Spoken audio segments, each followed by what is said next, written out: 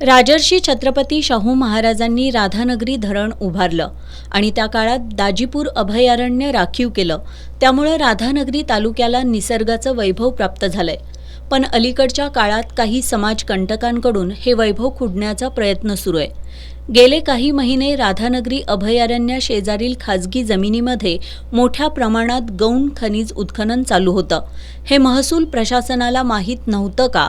महसूल प्रशासनानं गस्ती पथक नेमूनही या ठिकाणाहून गौण खनिजाचे ट्रक भरून जातातच कसे?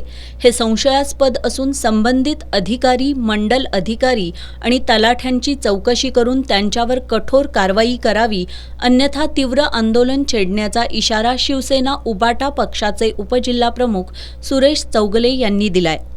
लवकरात लवकर त्यांच्यावरती कारवाई करून नाही कारवाई केली तर शिवसेना मोठ्या प्रमाणात इथं आंदोलन केलं जाईल असा आम्ही इशारा दिलेला आहे। राधानगरी तालुक्यातल्या अधिकाऱ्यांना काही, प्रशासनाला काहीच माहिती नाही तिची, आणि जिल्ह्यातील अधिकारी येतात आणि ते ट्रक पकडले जातात। म्हणजे इथलं प्रशासन काय झोपा काढतं का, हा आम्हाला प्रश्न पडला।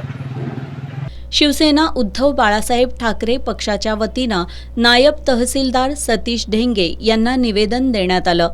यावेळी उत्तम पाटील, बाळासाहेब पाटील, सागर पाटील, अवधूत पाटील, शैलजा कांबळे, विमल पाटील, कल्पना पाटील यांच्यासह राधानगरी तालुक्यातील शिवसैनिक उपस्थित होते।